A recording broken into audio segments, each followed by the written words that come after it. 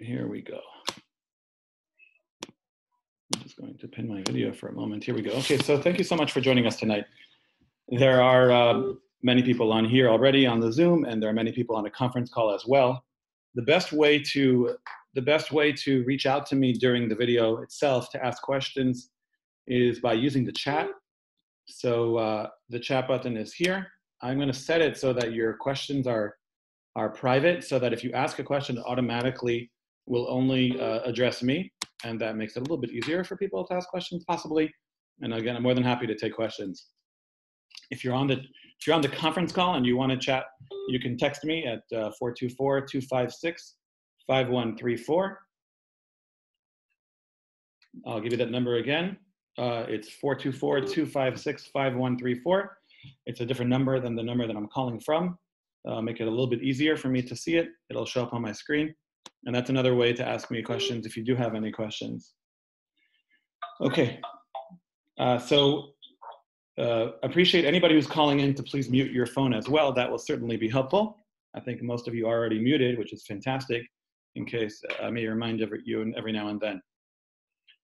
Okay, so let's begin. I have a number of introductions that I would like to make, which is, I think, necessary. Tonight's talk has been advertised a few different places, mostly the same way. That would be very odd if we advertised it different ways.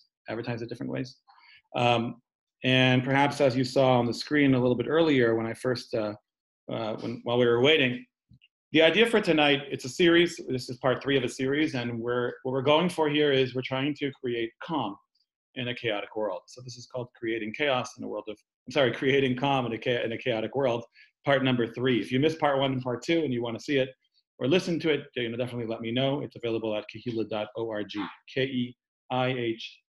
K-E-H-I-L-L-A, double L. That's the novel way of spelling Kehilla, and that's how our website is spelled. And you can go there under virus resources, and it's available there. So I have a few different introductions for tonight. Really, tonight we're speaking primarily about emotional health and how to be emotionally healthy in the world in which we live today. And that's certainly a challenge for us. So introduction number 1 is really a very simple introduction, which is kind of hashkafic on the one hand. Turn off the volume, please. Which is kind of hashkafic on the one hand. It's therapeutic. It's also very, very practical. And that is the environment at home, especially at home, especially with kids. Our environment in which we find ourselves, the environment of being at home. Obviously, it's our environment. It's critical to have simcha in the home, to have a home that's malei simcha, to have happiness and joy. It's beyond critical. It's a difference maker in terms of whether we'll be successful, or God forbid the other way around. I was speaking to my Rebbe, to Rav Avram Shmulevitz, who's a tremendous Talmid Chacham, lives in Eretz Yisrael, and I'm very, very close to him. In a way, especially since my father's passing, he's my spiritual father, if you will. And he is, and we're talking, what's life like? And pretty much he lives in Ezrat Torah in Yerushalayim, and his life is very much like ours. You stay home, you go out to shop, and that's pretty much about it. And he says, like, what is it that we want from Hashem? We're asking Hashem. We want to go daven, we want to go learn, we want to go do chesed, and we can't do any of those things outside of our homes. And of course, that makes it very, very challenging, and especially, obviously, makes it challenging because we're home anyways. And then we're stuck at home. So really, it's 2 different attitudes. Are you stuck at home, or are you excited to be home? In our home, we try to engender the atmosphere where we're excited to be home and we're not stuck at home. There's a very big difference between those 2 words. So the overarching goal is there needs to be simcha in the household. And I have to take time to acknowledge my feelings, but overall, there can't be a pall over the home. And the poskim, the halachic, the decision makers for the Jewish people, they've been very, very clear. And if you're paying attention, I'm sure you've heard this. And that is that even though normally Passover is a time for chumras, it's a time for stringency, it's a time to take on extra stringency in your life, which is perhaps the resource and the reason why it is that many people spring clean instead of chametz clean. They've been very, very vocal about making sure that this year for Pesach, it's just Pesach cleaning, which means make sure you don't have chametz in the house. There's no mitzvah to to take a toothpick and go into the corner of the molding on the floor, between the molding on the wall, to make sure that, God forbid, a crumb shouldn't get in there. I'm not saying you shouldn't have spring cleaning, but you shouldn't have any added stress in your home now on Erev Pesach, and that's really critical. Rabbi Akiva Eger, he wrote a letter, I believe it was in the 1810s. There was a cholera epidemic, I believe, and he wrote a letter to one of his students, and in his letter, he's commenting on how to be healthy. Among other things, he talks about which foods are okay to eat and which ones you should stay away from. He says you shouldn't overeat, you should have many small meals, you should have clean clothing, you should make sure to wash, anything that you and I would try to do. But he speaks about the emotions as well.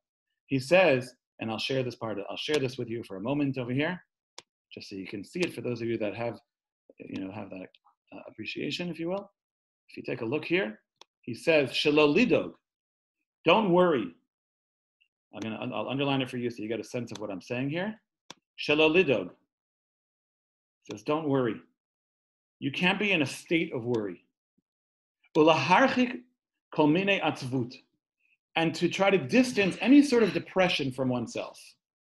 So this is not a modern psychologist. This is Rabbi Akiva Eger writing in the early 1800s, one of the great sages of the last 200 years, of the last 300, 400 years even. Rabbi Akiva Eger is one of the most prolific writers and a great halachic posek decision maker for the Klal Yisrael, for the Jewish people. He lived on the Poland-Russia border, if I'm not mistaken.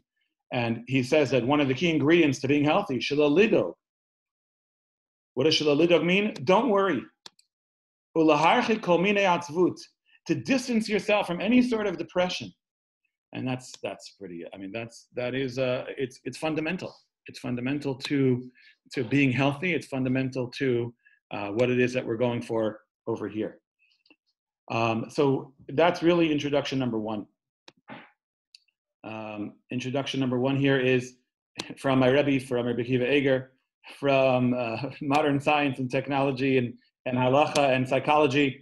It's critical to make sure that we're happy in the home and that you have simcha in the home. That's critical. Now, it's hard to do, because what if it's not where you are emotionally? Okay, so it's not where you are emotionally, but it's what you need. It's what you need to be doing for your spouse. It's what you need to be doing for your kids. And here's a very critical line, and this is something that I've discussed with family members in the past. I don't mean this the wrong way, but it's something that we've talked about as an ideal. We can't let our moods determine our behaviors. There are some people, if they're in a bad mood, then everybody has to suffer. Maybe you've had a boss like that. Maybe you have a child like that. Maybe you have God forbid, a spouse like that. If somebody's in a bad mood, so then everybody else has to suffer. That would not be very, very good. Just because someone else is in a bad mood, therefore I have to suffer? That's ridiculous. So many years ago, one of my siblings was in a bad mood. So my mother asked her, what's going on? She said, I have a terrible headache. So my mother said, you have a terrible headache. Doesn't give you an excuse to be miserable to everybody else. If you need space, take your space. If you need to go to your room, so go to your room. If your spouse, your child is in a bad mood and it's getting to you, go take a walk and take the space that you need. But just because you're, quote unquote, in a bad mood doesn't give you a right to be miserable to everybody else. Rabbi Yisrael Salanter used to say that your face should not be a bor b'reshut harabim. What's a bor b'reshut harabim? A bor is a pit. Reshut harabim is the public domain. It's a street. So in the Torah, you're not allowed to dig a pit in Reshut harabim, in the public domain, in the street. God forbid somebody should trip in and hurt themselves. Rabbi Yisrael Salanter used to say that your face is that with which your face is accessible to everyone who sees you. So your face has to be pleasant, as I think it's Shammai says in Pirkei Avos. You should greet everybody. B'sever panim yafot. You should be smiling. You should be happy. You should rejoice. At least fake it, even if you can't make it right away. But at least fake it till you make it. So that's all part of introduction number one, which is we're trying to create an environment of simcha. That doesn't mean that you should not acknowledge your feelings. Of course, you need to acknowledge your feelings, and we're going to talk about it in depth tonight and how you do that. But you have to be aware, number one, that just because you're in a difficult place doesn't mean everybody else has to suffer. You want your kids to be relaxed, you want your kids to be happy, make sure that they don't experience your stress as much as possible. And obviously, God willing, in a healthy marriage, a couple can support each other to make sure that doesn't happen. That's introduction number one. Again, if anybody has any questions, feel free to chat me. chat me, I'm not sure if that's a verb, but you can use the chat room, which is available to you at the bottom of your screen. And as I mentioned before, the chat is private. Nobody's going to see it except for me. Introduction number 2. For today's class, I was asked to address a number of topics, a large number of topics, actually. And one of the topics is intimacy and romance during Corona. Number 2 is why aren't my children getting along? Although I think that last night's speaker addressed that in depth, so I probably will not be touching that tonight. Burnout. Number 4 and number 5, which I'll go into probably more in more depth, Passover and how to deal with it. Dealing with guilt of not being able to have the family over and parents being home alone. Number 6, how to keep your kids entertained besides social media and the internet and tablets. Number 7, feeling like a failure. So probably number 4, number 5, and number 7, Passover, dealing with guilt, feeling like a failure, are the ones that I'll deal with the most. Obviously, there's a very wide-ranging grouping of topics. I probably won't get to all of them, but what I really want to do is talk about how we process our emotions. Because I think if we're processing our emotions properly, then all 7 areas are going to, where I'll be in a much better place. So that's introduction number 2. Introduction number 3 is I want to offer a bit of perspective, if I may. Week number 1, we experienced a brand new situation. And because it's a brand new situation and news is coming out and we're obsessed with following the news and hopefully we've gotten past that point, it's the worst thing we can do for ourselves. Best thing we can do is shut off the television, not check the news constantly on our phone. And if we have to be in the car, don't turn on 1070. Like I said, it's the worst thing you can do for yourself because it just induces and promotes and generates anxiety. So week number 1, the first week, this was a new situation and there was anxiety about how are we going to manage? Oh my gosh, they canceled school. Oh my gosh, I can't go into work. Week number 2, the reality of the new situation starts to set in. Our circumstances become clear. Maybe we've started to figure out where to shop, who does the shopping. I know that in my family, maybe I mentioned this last week, I have not been to Trader Joe's, I've not been to Ralph's, I'm not willing to wait online, but Sprouts is easy to get into and easy to get out of, and the grocery stores as well, you just have to go and it's quiet. And we've gotten used to washing our hands, we've got used to social distancing, maybe in the coming weeks we'll get used to wearing masks as well. So that was week 2. Week 3, now it's starting to get a little bit scarier. The Tehillim list has tens of names, hundreds of names, tens of names of people that we know. People are seriously ill. People in the ICU, 2 of my neighbors, both tzaddikim, both tremendous, really righteous people on respirators this past week. Unfortunately, one of them, you may have heard, Rabbi Morgan, passed away, and his funeral was yesterday. And the funeral came right down our block, right in front of our house. And the hearse came right down, and everybody came out of their houses, maintaining social distancing. It was a horrible sight. Be seared into my memory. I'll never forget it. And that was yesterday. I have brothers and sisters-in-law with the virus, and thank God they're managing. We have a cousin who's in the hospital. There's somebody in the shul whose dad is in the hospital. Thank God there's good news, which is that somebody in the shul's dad came home after being on a respirator at the ICU. So now I think the emotions are starting to get probably even more intense than they were. As much as week 1, we had the anxiety of not knowing what's going to be. Week 2 of starting to like the reality setting in. But here we are in week 3. And we realize this is really for real. This is not just something happening someplace somewhere else that they're talking about on the news. So before we talk about specific feelings or how to manage them, what I'd like to do is talk about some basic counseling or therapeutic skills. So now in my therapy practice, these are the kinds of things that I'll do with people. But you don't have to go to a therapist, though of course you can. And nowadays, most therapists are utilizing Zoom, this sort of platform. They're not comfortable meeting people in their offices, which makes a lot of sense. But there are many skills that you can do yourself to practice self-care. And there are also skills that you can use for your children as well. So we're going to talk about a few of them. We're going to talk about reflection, processing, validation, and normalizing, and then we'll go from there. If anybody wants to see my notes, I'm more than happy to share my notes after the class is over. So reflection. Reflection is something that we do for ourselves, and it's also something we can help our spouses or our children do as well, which is to reflect. It's to ask yourself, when you hear bad news or when you're in a trying situation, or when something comes up that maybe you weren't prepared for. So it's 3 questions to ask yourself. What feelings came up? What feelings were triggered by the experience? And you can obviously, if you're going to do this on your own, the best way to do this is write this down. You can journal it. What thoughts came to mind? Were they positive thoughts? Were they negative thoughts? Were they thoughts that were encouraging? Were they thoughts that were discouraging? Were they thoughts that brought you up or thoughts that brought you down? What was the quality of your thoughts? And when you're ready, and this is the toughest question, what's your takeaway from it? The advantage of reflection is that instead of going through an experience and not processing it, is rather you go through an experience and that experience becomes transformative. It's not just something that you saw, that you read, that you heard, that you experienced or you felt. But rather, what is it? It becomes part of your experience, and you can grow from it as a person. Now, I don't know that anybody's ready for reflection on this entire experience yet, obviously not yet, but there's certainly the small things that come along. In order for us to deal with those emotions in the moment, reflection is going to be a critical piece of it.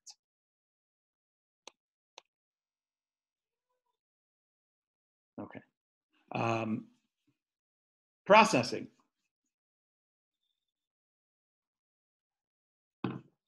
Why is it so important to reflect? Why is it so important to process? Now, when we talk about processing in a therapeutic relationship, generally the therapist is going to help the client process. But here, you may not have a therapist, or you might be at home, and you can do this with your spouse, and you can do this with each other. You could do this on your own. You don't necessarily need somebody else to help you do it. Processing is important. It's important to go through those steps. Why? Processing and reflection is a part of processing. Validation is a part of processing. We'll get to that in a moment. To work through it so it doesn't pile up. Because what happens when our emotions pile up? To process an emotion, which we'll talk a little bit later how to do that, but it's so important to do it. Why is it so important to do it? Because if you don't do it, it piles up. If it's something that someone else did to you, it breeds resentment. If it's something that just happens to you, then it becomes a trauma from which it's very, very difficult to recover. The expression, that in our family, we don't talk about things, we just sweep things under the rug. Last week, I quoted Linda Lombardo, my supervisor in Catonsville, Maryland. She's a genius. She said, the problem with sweeping things under the rug is that many families, that's their approach to things. And when they sweep things under the rug, they sweep so much under the rug that it piles up so high that when you walk past, you trip over it. So processing is, what did it feel like? What did you think of that moment? Again, going back to reflection. There's a very, very important part of processing, and this is especially true, whether for yourself or for somebody else, but it's especially true when dealing with children, which is validation. What do I mean by validation? So we're familiar with the term validation. Validation means to validate someone. What does it mean to validate someone? Usually we think about it in the context of to validate their opinion. Oh, you have your opinion, I have my opinion, I validate your opinion. And as they say, oh, it's all good. But I think it's much, much deeper than that. I want to share just a brief anecdote with you from one of my school counseling experiences that happened many years ago. There was unfortunately a teacher who embarrassed a student it was a Rebbe actually, and unfortunately such a thing could happen and does occasionally happen, and we hope not. But unfortunately the Rebbe embarrassed the child. And the child was very embarrassed. It's a very sensitive child. Rebbe, I'm sure, didn't intend to, probably had good intentions, but unfortunately he embarrassed the child. So the child came home, and he says to his mother, Mom, Rebbe embarrassed me today, and I felt terrible. I just felt so embarrassed. It was awful. And the mother called me up to ask me, how do I process this with my son? What's the right thing to tell him in that moment? And so I said, you have a number of options. Option number one, throw the Rebbe under the bus. Tell your child, that Rebbe doesn't belong in chinuch. That Rebbe has no business being in the classroom. That Rebbe, he's harmed hundreds of students over the years. He's teaching for 4 decades. All those karbanos, all those sacrifices, God forbid. Now, maybe that's a true statement. Is that what your child needs from you in that moment? I don't think so. In fact, I think that's more harmful than possibly, I don't want to say than anything else, but almost anything else. Why is that so harmful? It's harmful because what you're basically doing is you're destroying the relationship between the student and the Rebbe. You might argue it's anyways destroyed, but let's see if we could salvage it.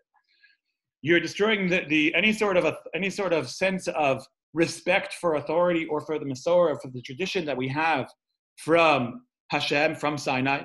that we have a built-in transmission system. That's what Pesach is about. You don't want to take that away.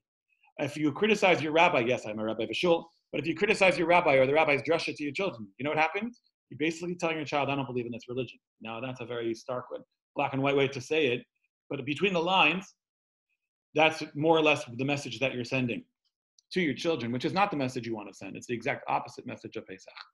Okay, so option number 2, the child comes home, he's insulted. Option number 2 is sympathy. What does sympathy look like?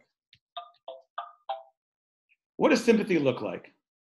1 second, I'm getting a text or a message from somebody who's trying to join and having a hard time.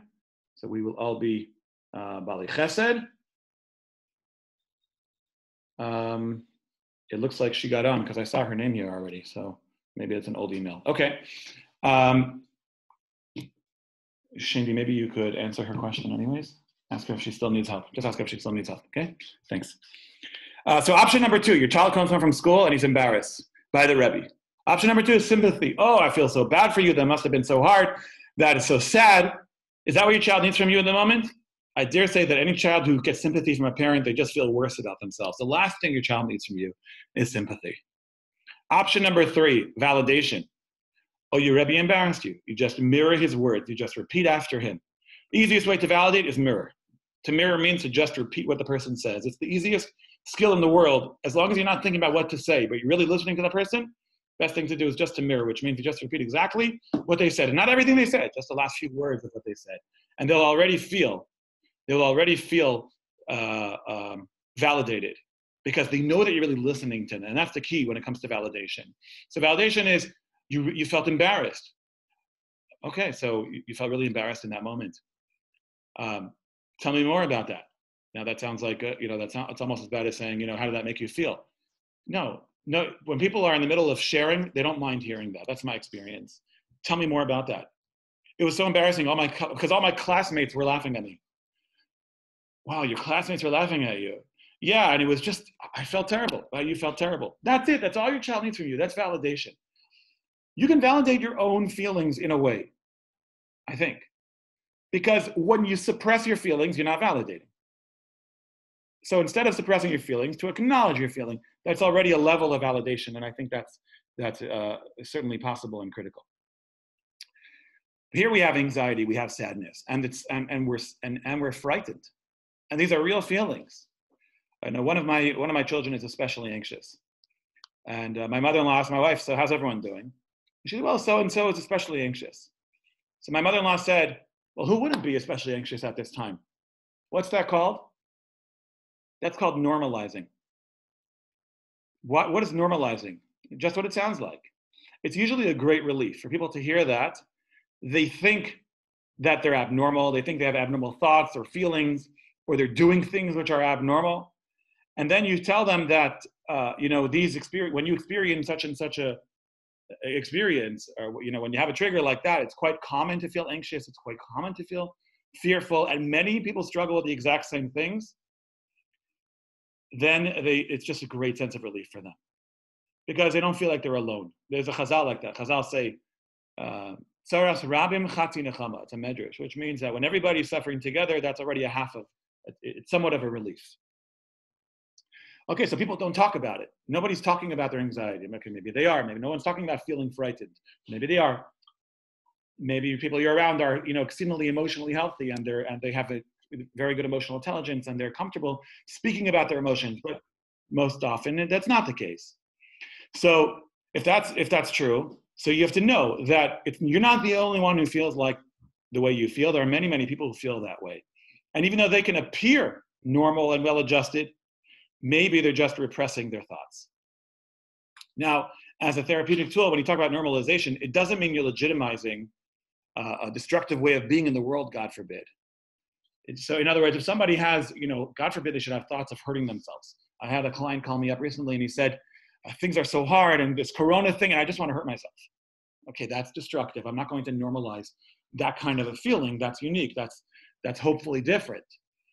But the thing is that by normalizing those feelings, which are relatively normal, but look, even anxiety and being frightened, if you get stuck in them, it's also very unhealthy. So you have to process them, you have to work through them, and you have to be validated, etc., in order to do so. But if we can just reinforce the idea that uncomfortable thoughts don't make them freaks of nature, but rather they're human beings struggling to face and overcome existential and cultural challenges. That's the reality. The coronavirus is an existential challenge. It is. It brings up, will we live through this? And that's something that is challenging. There's no question about it. So what is normalization as a therapeutic skill? It's not just to bring you into the warm embrace, a comfortable womb of sameness, but rather it's a jumping off point for positive growth-oriented differentiation. So you can say, okay, so I have some anxiety, I have some depression, I'm sad, I'm scared, whatever it might be.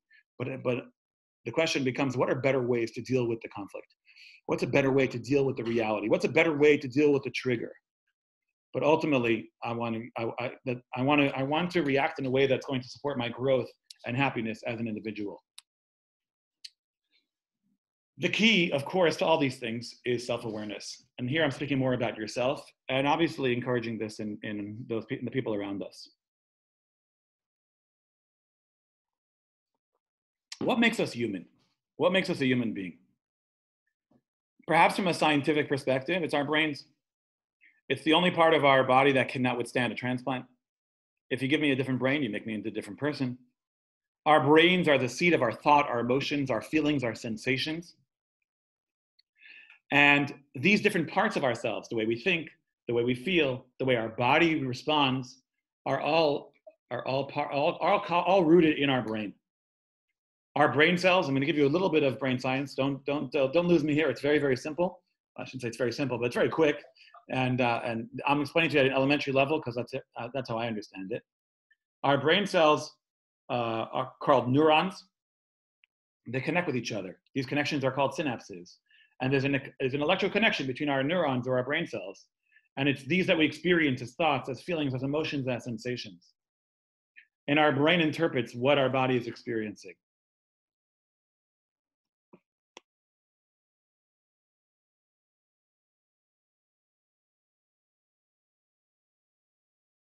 Okay. So self-awareness is a word or a concept that indicates a person has an awareness of what they're thinking, feeling, or sensing. Many people are not naturally tuned to their own self. They're not aware of their thoughts. They don't necessarily have the vocabulary to describe their feelings, and they have limited body awareness.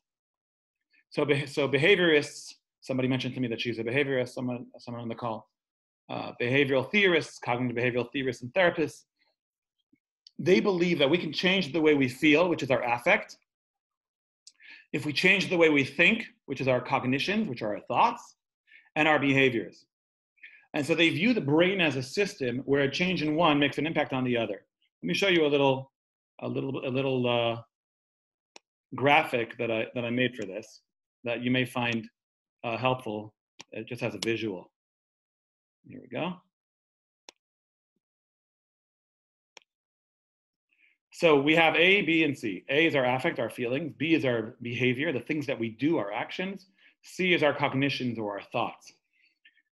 Cognitive behavioral, so that's cognitive behavioral.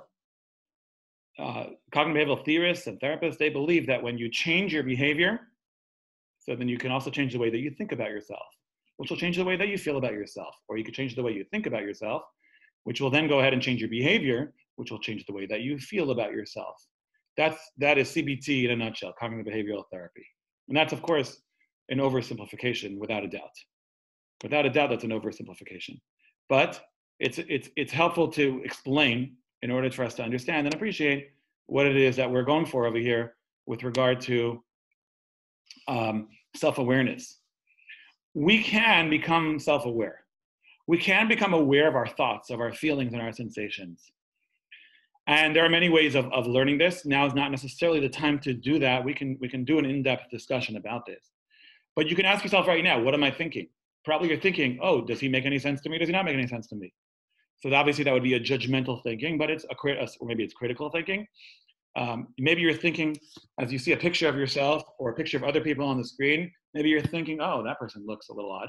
Or maybe that person looks very nice tonight. Or how come that person's not showing their video? Maybe your mind is wandering. Those are your thoughts. Become aware of what it is that you're thinking. What are you feeling right now? Do you have any anxiety? Do you have any stress? I know that right now, maybe because I'm speaking, I have a little bit of stress. And where is that feeling? It's a sensation, and it's in my chest, and I'm aware of it right now. And that's self-awareness. Emotions are varied. Emotions are varied. We have obviously different kinds of emotions. Now, one of my favorite quotes, and this is a Harry Potter quote. It's from Hermione to Ron. For those of you who are Harry Potter fans, is when he's remarking on the incredible. My daughter's sitting across the table from me, so I have a live audience here, and she's smiling because she knows exactly what I'm going to say. She says there's somebody who's crying and laughing and and she's confused. So she has confusion and she's happy and she's sad all at the same time. And one of the characters, Ron, doesn't understand how somebody can experience so many things at the same time. So Hermione says to Ron, just because you have the emotional capacity of a spoon doesn't mean it's not real. And the truth is that the Torah tells us this as well. The Torah tells us, Vigilu bira'ada. You should rejoice in trembling. Rejoice in trembling. So one of my Rebbeim, Rav Moshe Eisman, explained that when a child is on his father's shoulders on Simchas Torah and dancing, he's so happy. She's so thrilled to be on his shoulders and dancing with the music, not the music, but the people singing along. And at the same time, the child is also frightened a little bit because they're afraid to fall. Obviously, we as adults, we all know that we're capable of multiple emotions simultaneously. But and obviously people experience and feel differently with the same triggers. And people have chain reactions too. They start to feel one thing, but then the feelings intensify and they escalate. So becoming aware of your feelings allows you to transcend your usual reaction to stimuli. Engaging your thoughts to combat or accept your feelings is one approach. Another approach is being mindful, becoming aware of what you're feeling. There might be a place in your body where you experience a sensation, allowing you to process the emotion through the sensations in the body. I'll say that one more time and I'll give you a good example. One approach is becoming mindful, which means becoming aware of your body. There might be a place in your body where you're experiencing a sensation and you allow yourself to process the emotion through your sensations in the body. What do I mean by that? I know that for myself, if ever I, God forbid, say something to insult somebody or make someone uncomfortable, and it happens, and hopefully, I don't think it ever happens on purpose, but something could, you say something you don't mean, such a thing could happen. I know for myself that when that happens, I tend to feel it in my stomach, a certain tightness in my stomach, just below my solar plexus, and I feel it down here, and I can be, a few hours later, and I'll become aware that I have that sensation in my body, and what I'll do is I'll pay attention to the sensation, and then I'll ask myself, why do I feel like that? Why do I sense that? What is that? Where is that coming from? What's it rooted in? Oh, it's from the conversation I had, which was an uncomfortable conversation with somebody. That's where it comes from. Sometimes that's enough. Sometimes that's enough to deal with that sensation. Other times, I might have to call the person and apologize, maybe talk through it, process it with them, have a conversation, and then I can move past it. That's very, very different than sweeping under the rug. That's very, very different than ignoring it. That's very, very different than saying, oh, let bygones be bygones. No, that's dealing with the situation. Maybe I'm fully justified in the thing that I said or my behavior. And then I'll tell myself, I'm okay with that. I'm okay with the conversation and the way that it went. And that's how it had to happen. I'll take a deep breath and I can move on. So far, really talking about theory. What I really want to talk about is getting into practice over here. So there's a great tool which, when it comes to identifying emotions, there's two different terms for it. It's the same thing. Some people call it name it to tame it. Some people call it taming the monster. People in general, but men especially, and of course there are some men who are stronger in this area, and there's some women who are very weak in this area, so I'm stereotyping. But we men tend to have a poor working vocabulary for our emotions. Ask yourself, if you're male, how do you feel right now? Okay? I'm curious, or even if you're female, okay, I'm curious, ask yourself, how do you feel right now? Do it into the chat. Do me a favor, just in the chat for a moment, ask yourself how you feel right now, and tell me how you're feeling right now. As I told you before, it's private. Nobody's going to see it. So ask yourself, how do you feel right now? Okay. One person says that they're in pain. That might be a sensation. Okay. That might be a sensation. I'm not sure. Another person says stressed. One person says sleepy yet interested. Okay.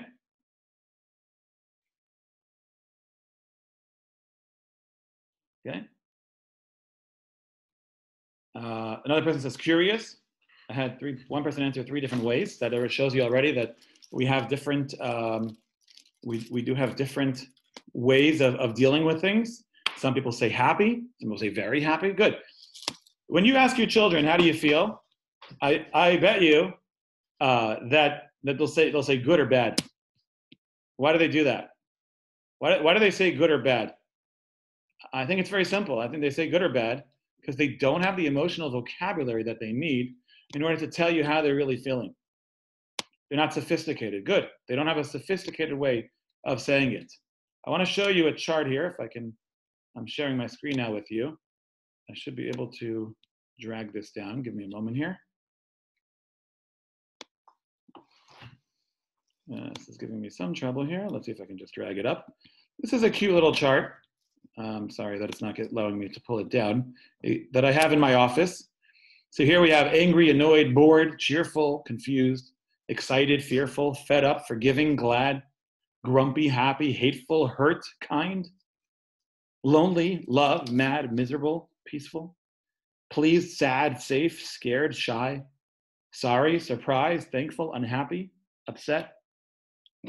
So this is just an example of some feelings that people have. That's a cute little emotional chart that I use with kids to show them to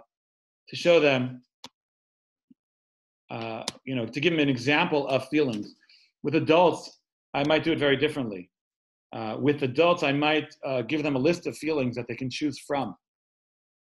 The idea of having an emotional vocabulary is one that might be a new idea for you, and if it is, that's fun, that's wonderful. But why is it so important to have an emotional vocabulary? Why is that so critical? I think that it's critical simply because of this. If you can talk about how you feel, you can deal with your emotions. If you can talk about how you feel, you're already dealing with it a little bit. Let me go back to sharing my screen with you. I'll give you another example over here. This is something that I do with kids, but it's a good example. Okay, name it to tame it. Let me try again to just elongate this a little bit. Okay, so here I have a picture of a dog and of a horse. I don't know if you've ever tried to tame a dog or to tame a horse. Here we go. If you've ever tried to tame a dog or to tame a horse. And when I do this with kids, I'll show them YouTube videos of somebody taming a dog and a YouTube video of somebody taming a horse. If you try to use the techniques on a horse for a dog, you're not going to get very far. You try to use the techniques for a dog on a horse, you're not going to get very far. If you don't know how you're feeling, you cannot deal with that emotion. You can't process the emotion. You have to be able to name your emotion in order to deal with the emotion. And if you misname it, the same problem is going to happen, which is that you're not really going to deal with the emotion on a deep level. Here's another picture that I use with kids. And here are some examples: frustration, overwhelm, confused, anger, just to give them some ideas. And of course, anger is a base emotion. Anger has many, many levels of anger. So this is what we're going for. Name it to tame it is simply the concept, the idea, the challenge of know what you're feeling. Because if you know what you're feeling, then you can deal with those emotions and you can deal with your feelings. By the way, I want to say that bored is a legitimate feeling. Bored is a legitimate feeling, and perhaps your children are saying that they're bored. Maybe you're feeling bored. In our home, years ago, my wife came up with this idea. Again, a very practical idea. One of the things that we do for people that feel bored is we have a board chart, or we have a board jar, and inside the jar we have a bunch of popsicle sticks in the jar, and each one of the popsicle sticks, or tongue depressors, easier to write on a tongue depressor, says something to do for while you're bored. It might be to look for a new book on the library catalog. That sounds boring, right? But depends. My kids would enjoy that. It might be to listen to an audiobook. It might be to reread Harry Potter. You see there's a theme over here in my house. We do a lot of reading. But there's all kinds of activities that you can do, and you can brainstorm them when you're not bored. By the way, that's a great activity to do so that you're not bored, is what should we do when we're bored? And you can even Google it. I want to talk about Googling for a second, actually. My wife mentioned this to me tonight. I mentioned that Rabbi Morgan, our neighbor, unfortunately, very tragically passed away. And that's something that we did not share with my younger children. But as is unexpected, as is expected, I should say, one of my children's friends told her, "Oh, did you hear that Rabbi Morgan passed away?" So, obviously that's going to bring up questions. We better pay attention to that child in that moment when she's curious about it, because we don't want her anxiety to develop and get larger and bigger and scarier and get to a place where she can't handle it. So we're going to obviously spend one-on-one time talking to that child in that moment and obviously validating any concerns they have, but again, helping them process what it is that they're experiencing. And so, do you have any questions? So one of the questions my daughter asked was, can children get corona?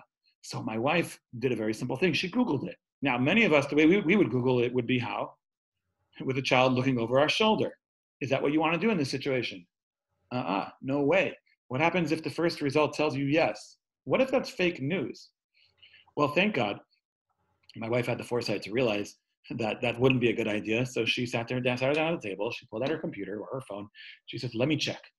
The first site that came up was CDC, and it basically asked the question, can children get corona? The answer was no. At that point, my wife showed my daughter the screen to show her so she can be reassured. So yes, if you're going to be Googling anything with your kids, make sure you know what you're going to see before you do it. Okay, so this brings us to more or less a close of what I wanted to talk about with regard to processing our emotions, dealing with our emotions, being able to name it, becoming more self-aware of what it is that we're thinking, what we're feeling. If we don't have a good vocabulary, we can always Google it so that we can and maybe pick and choose what it is that we're feeling. If you want to know how to become aware of your thoughts, you ask yourself, what am I thinking right now? And you can journal those, you can write them down. You could replace a thought. Okay, obviously all of this is part of a journey and it takes a lot of work to do these sorts of things. There's no doubt about that. But these are some of the tools that we're using in addition to normalizing, validation, reflection. These are all part of processing. And this is what we need to do with our emotions. So let's go back to our list for a moment. Let's go back to the list of items that I was asked to speak about tonight. And then maybe we'll take questions by the chat, or if you're on the conference call, you can unmute yourself. So intimacy and romance during Corona. Why aren't my children getting along? Burnout, Passover, how to deal with it, dealing with guilt. Okay, feeling like a failure. So let's go through them one by one. First, let's talk about the ones that are obviously more about feelings. Feeling like a failure. First of all, you aren't a failure. Who said you failed? Why? You're judging yourself that way. Now, am I denying your feeling right now by telling you you're not a failure? Maybe a little bit, okay? But what you have to do is, so I'm feeling like a failure. Now, you normalize it and say lots of people feel like a failure right now. But instead of allowing yourself, okay, so that doesn't mean you should get to acceptance of what you consider to be failure, but ask yourself, what can I do today to be different? That's resilience. We talked about resilience last week in depth. But again, the most important question when you're feeling like a failure to be resilient is simply this. What am I going to do next? Will that help me or will that harm me? And actually, I apologize, we talked about this at the first session. That's resilience. Will this help me or will this harm me? That's being resilient. Obviously, we could talk more in depth about this. So that's the two things I want to say about feeling like a failure. Number one, who said you failed? Maybe you're doing a great job. And I think you should question that feeling. Number two, be resilient and ask yourself, what do I need to do next to be more successful? Or maybe you can reframe the experience, say, you know what, yesterday I reacted 5 out of 5 times. Today I reacted 3 out of 5 times. That's already a measure of success. There are lots of ways of dealing with it. Dealing with how to keep kids entertained. Well, I gave one idea for that tonight in terms of make sure you have a boring list of things to do when you're bored. And you just Google it. There's lots and lots of activities that you can do. I know in my family, we're doing a lot of painting. Just to give you a couple ideas of what we're doing, I ordered paint. My kids are quite artistic. I ordered acrylic paint on Amazon, as well as a bunch of canvases. And for the Dayenus, I'm not sure if they're going to do all the Dayenus. I think there are 15 Dayenus. So my daughter's not here, so I'm going to show you what she's working on right now. Okay, this is what she's working on right now. So this is going to be Hashem giving us Eretz Yisrael. Okay, This is going to be Hashem giving us Eretz Yisrael. It's obviously the Shiva Samin and the 7 species of Israel. There's another one over there, pretty amazing, for Kriyas Yamsuf. And this is one of the things. These are how they are occupying themselves, so that they're not bored. We're looking at, we're doing a family Haggadah, and we're organizing that on Canva, which is a very, very simple graphics site that's very, very easy to use. That's one thing that kids can do. Passover and how to deal with it. So that question is a little bit too vague. Already in the beginning of the class, I talked about how you don't want to have any chumras, you don't want to have any stringencies. You really want to be focused on what do you have to do. But obviously, being organized is critical. I think Natalie, if you're listening, maybe you want to have an organizer come on and talk about this, because I think that would be helpful for people. And I think that's a good idea, to have someone who's a really good organizer talk about how to be organized for Pesach, for Passover. If you go to the shul site, kehila.org, that's KEIHILLA.org. I posted some resources on how to be organized for Pesach. Burnout, you have to do self-care. You have to realize when you're feeling like you've had enough, and stop at that point and reach out to your spouse for your help. Reach out to your children for help. Maybe that's a good time for your kids to get screen time, and you shouldn't beat yourself up over the head and say, "Oh my God, my kids are getting scum on the street." No, you have to be there. We have to be there for our children. We have to be healthy for them. So we need to be engaged in self-care. And again, you can Google self-care. Maybe we'll talk about it more in depth some other week. Intimacy and romance during Corona. So I want to touch on this one a little bit more deeply. In my mind, intimacy and romance is really quite simple. It's really about communication. To biblically know somebody, the Torah uses the term yediyah. What's yediyah? Yediyah is to know someone. Why does the Torah use the term yediyah to biblically know someone? Why is that the term? Why is that the term that's used to describe knowing someone, or to be physically intimate? I think the answer is very simple, which is that, and I want to be very, very gentle and careful in how I say this. We have a young audience as well as an older audience on here. And I think it's for a very, very simple reason. And that is that yediyah, to know somebody, to be involved with somebody, to be intimate with somebody, means to know them. To know them means to have conversations, to have communication, to have healthy, deep, serious, loving connection and conversation. And that is the key to intimacy. Talking with each other is the key to intimacy. And so if you want to know how do you develop intimacy and romance during Corona, I don't think it's any different during Corona than any other time. I don't know why it would be different, but you have to take time for yourselves. You can go on walks together. You can schedule dates together. I talked about this a couple of weeks ago. You can schedule time for each other. And again, if that's when your kids need screen time, then so be it. This is critical to your own self-care and your own health. And that's what I wanted to share with you. There's much more to say about the topic, but we've been going now for almost an hour. If anybody has any questions, feel free to chat, to chime in on the chat. Feel free to let me know if you want to say something. I can unmute you. I'm happy to do that as well. If anybody who's part of the conference call, I have no idea how many people are on the conference call. There are many people on the conference call. Before, you're welcome to text me at 424-256-5134, or you can ask a question as well, as long as everyone's not asking at the same time. Okay, I'm going to read a couple of questions that I got in the chat. What's the difference between the feeling and the emotion? I think they're probably synonymous with each other. Just different people use different words to describe it. I don't know that there's a major difference. Is being bored a non-Jewish concept? I don't know if it's a non-Jewish concept. I think being bored is a reality. No, I don't think anybody's on the level where every free moment they're spending learning Torah or saying Tehillim or doing something like that, so they're never bored. I think let's be real. So maybe it's not ideal. I don't think being bored is an ideal, but I think being bored is a reality. I don't know why people are feeling like failures right now during Corona. Somebody said she's a little bit confused. Why do people feel like a failure? I'm not sure. The only question I got was, what should we do when we feel like a failure? So that's the question that I addressed. I thank you, Rosanna, for your comment about the great lecture tonight. This lecture will again be next week. Probably, though it's much closer to Pesach, so let's touch base before then. How do we handle the news, especially TV? Is it a way of validation? If you dodge the news, are you sweeping it under the table? No, I don't think so. I think you end up hearing about the news, whether you like it or not. I think that if you are so engaged, and I think that people don't turn off their TVs. It's like if they're on autopilot, they're not even thinking, should I have the TV on? Should I have the TV off? I think it's a terrible thing. I think having a TV on, if you want to watch something to like as a little escape because life is a little bit difficult or whatever it is, so gesund to hate. But I don't think, I think you're going to hear about the news no matter what. You're not dodging it. I don't think so at all.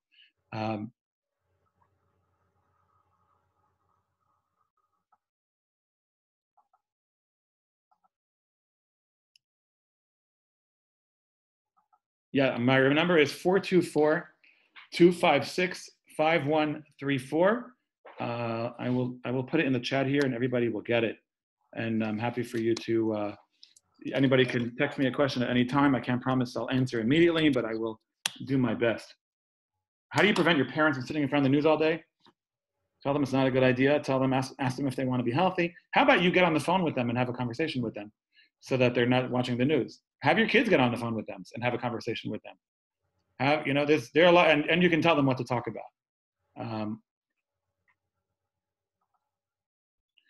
If you're living with them, yeah, it's much more challenging. How about you turn off the news or say, hey, why don't you watch Shtisel with them? There's all kinds of things that you can do with them so they're not watching the news.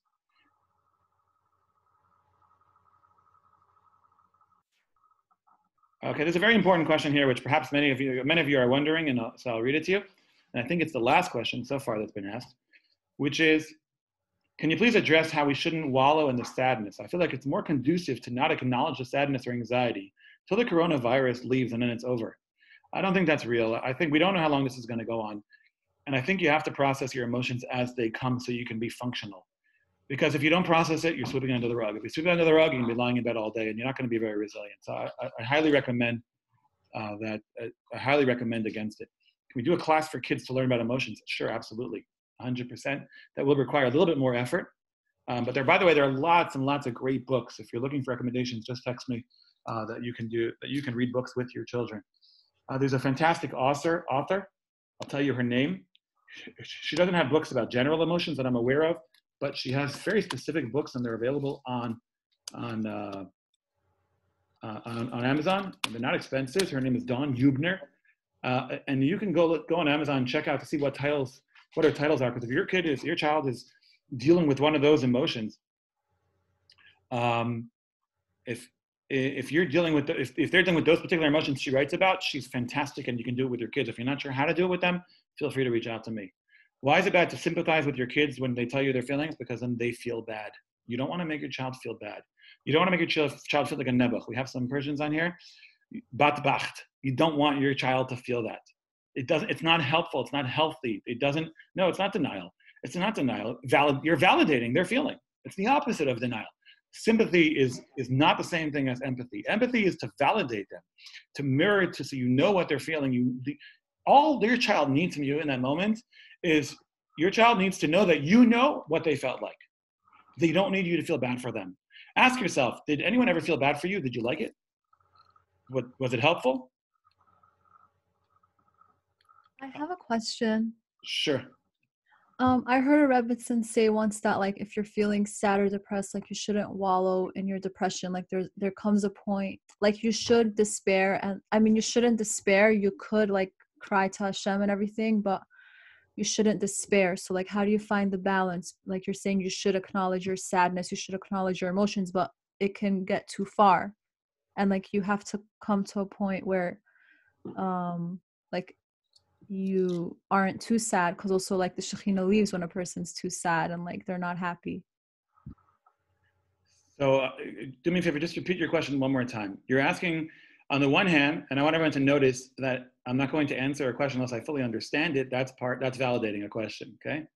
So you're asking, I'll ask you to repeat it. Let me explain it as I heard it so far, and then you'll add to it. On the one hand, I'm saying that you should acknowledge it. On the other hand, Rebbitzin said that you shouldn't feel it too intensely, because then the Shekhinah will go away, God's presence will leave you, because you only have God's presence when you're happy.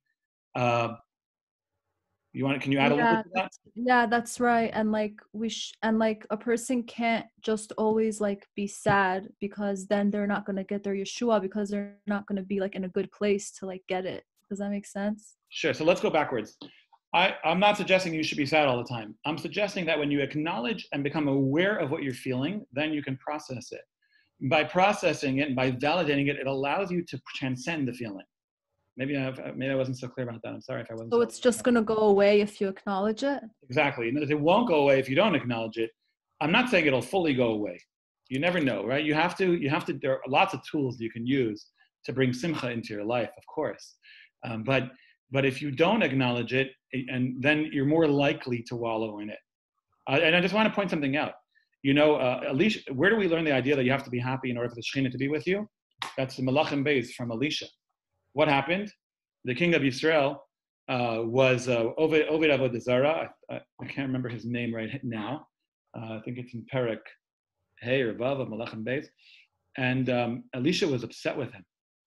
And what did Elisha say? Because Elisha had to get Nevuah to find out whether or not what the Jewish people should do in order to beat the Moavi people and not die of thirst in the desert, in the Moab desert there. So he was so upset. He was feeling that emotion extremely intensely. So he couldn't have Nevuah. What do you see from that story? On the one hand, you see that when you feel the emotion very intensely, in that moment you may not be so connected to Hashem, but you also see it's normal, it's human. So we're speaking about the human condition over here. It's human to feel things intensely and deeply. Some people feel things super intensely, super deeply, and too much so. And they don't know how to transcend it. They don't know how to get past it. So for them, for them, processing is even more important. Validating the feeling is even more important. Acknowledging it is even more important, because those are the first steps to processing it. But once you have an awareness of what it is that you're feeling, so that allows you to, then you can ask yourself, how do I want to feel about it? Is this right? Is it wrong? Is this helpful? That allows that's the first step. That self-awareness is the first step to being resilient. Does that help? Yes, thank you so much. You're welcome. Okay.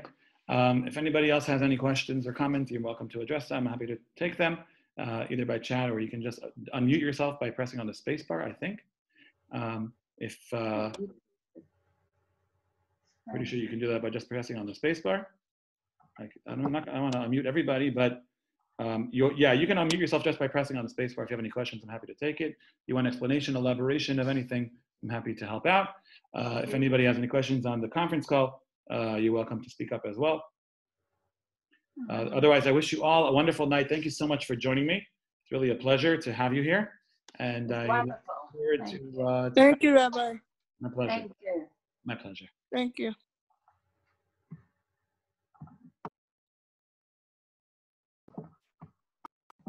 Do I believe that putting a name to the emotion, I don't know if you're still on. Yeah, you're still on. Do I believe, thank you, Simone. Do I believe that putting a name to an emotion requires speaking to another person? No, I don't think so. Not at all. You don't need a therapist to be emotionally healthy, even though obviously it would benefit my business. But no, I don't think so. I think journaling, can be very healthy, can be very helpful. I think journaling, which is just to write down your feelings, you can use your phone, the notes section on your phone. There are lots of ways of journaling. So that's definitely one way to do it. Thank you, Wendy. So that's definitely one way to do it. Anything else? My pleasure, Scott.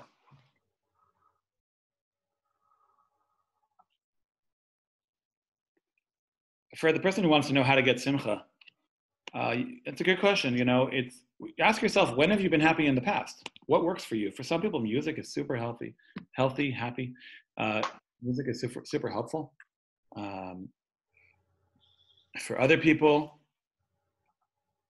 let me just think I know for myself, learning Torah brings me tremendous joy. Actually, giving a shiur like this gives me tremendous joy, even if it's about a difficult topic like this. Rosanna, just send me an email again to avistewart@gmail.com. I'm happy to send you my notes, okay? Sure. There are lots and lots of ways. You really have to ask yourself, when were you happiest in your life? And what were you doing? And who were you with? Where were you? Ask yourself those questions. See if that's a good start for you. And again, you're welcome to reach out to me.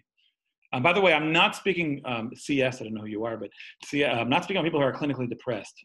I'm speaking about people who are, who are just sad in the moment because of, it's human to be sad in the moment. It's very, very human. If you're clinical depression, it's a whole different kind of ballgame. And that is the way that your brain is wired, and you can rewire your brain through therapy and through medication. There are lots of ways, there are different kinds of things that you can do. Okay. If there's anybody else that have any questions, I'm happy to help you. Let's see.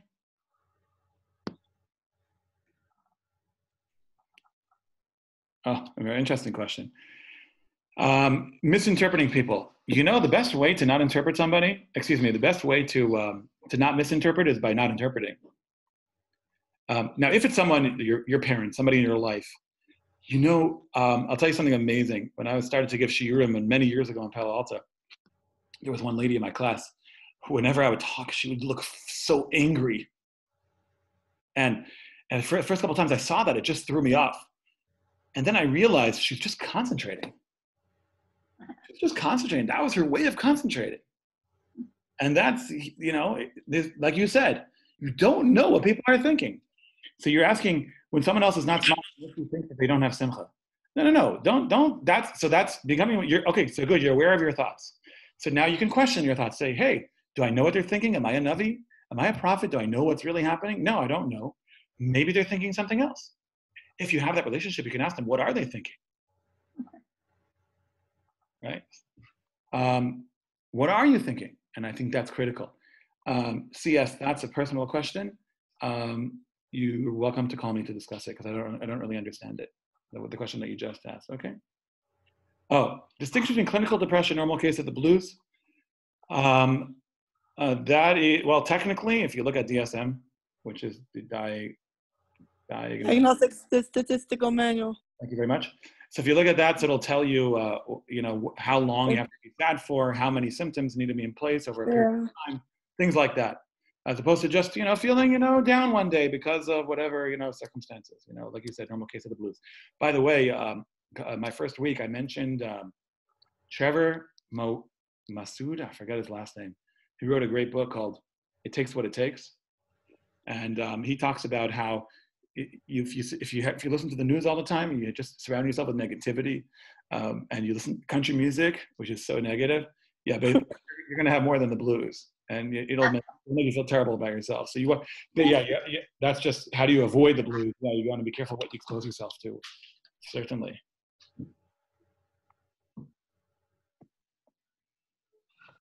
CS, I believe it's okay to ask people what they're thinking. If you have that relationship with them, you might say, if you're brave, you might say something like, you look upset. Are you upset? Because it just looks that way to me. If you are upset, let's talk about it, especially if you're upset with me, because I don't want you to be upset with me. Let's just deal with it, right? And if you're not upset, then just, what is going on? Are you concentrating? Are you tired? Like, what's happening? I know there's a vart about panim and panim, that your face reflects the inside. It's not so simple. Yeah, you can come back in. It's not so simple. I think that even though there's a vart like that, you want someone else to be happy, by the way. So then combine panim al panim. If you exude happiness, there's something called mirror neurons. This is neurology, but it's also Torah. You should. If you bring me the Chris Hamseth that you did. Okay. There are mirror neurons, so you can exude happiness, and the other person will be happy as well. That's pretty powerful stuff too. I'm going to show you one more thing that my kids do, so that they're not bored. So this is the painting they did, of Kriyas Yamsuf, which is part of the Dayenu. Wow, that's really amazing. Yeah. So we have, there. So like I said, during the next couple of weeks, till Pesach, and then we'll put them all on the wall with command strips, and by Dayenu, it just will change the whole Seder. They're not bored. They have plenty to do. Baruch Hashem.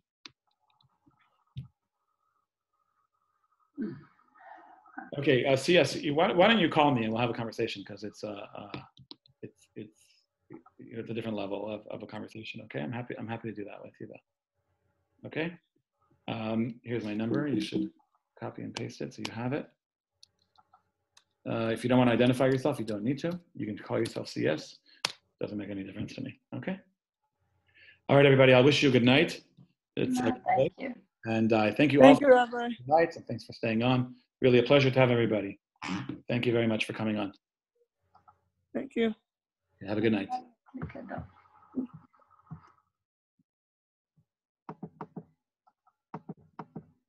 I don't know. I'm new at this. Don't worry, I'll hang up for you in a moment, okay?